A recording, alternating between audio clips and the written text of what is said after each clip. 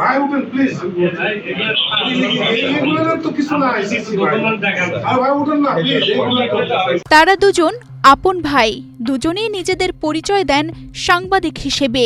নাম সর্বস্ব বিভিন্ন প্রতিষ্ঠানের কার্ড ব্যবহার করে মানুষের সঙ্গে প্রতারণা ও চাঁদাবাজি তাদের মূল পেশা।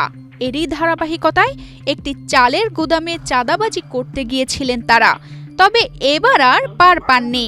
সাংবাদিক পরিচয়ধারী দুই ভাইকে আটক করে পুলিশের হাতে তুলে দিয়েছে জনতা।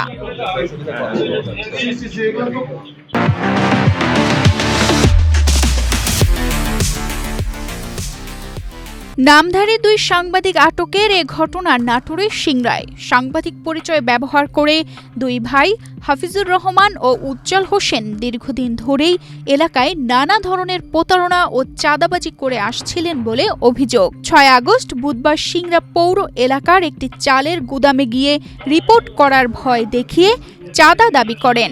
এ সময় তাদের কথাবার্তায় সন্দেহ হলে পুলিশকে খবর দেন গুদামের কর্মকর্তারা। পরে পুলিশ ঘটনাস্থলে গিয়ে তাদের আটক করে থানায় নিয়ে আসে। ঘটনার পর খাদ্য গুডাউনের ভারপ্রাপ্ত কর্মকর্তা শফিউর রহমান বাদী হয়ে সিংড়া থানায় মামলা দায়ের করেন। প্রাথমিক জিজ্ঞাসাবাদে দুই ভাই স্বীকার করেছেন তারা দীর্ঘদিন ধরে বিভিন্ন প্রতিষ্ঠানে গিয়ে সাংবাদিক সেজে প্রতারণা করতেন। তানজিদা রহমান, ইনায়া, বাংলাদেশ প্রতিদিন।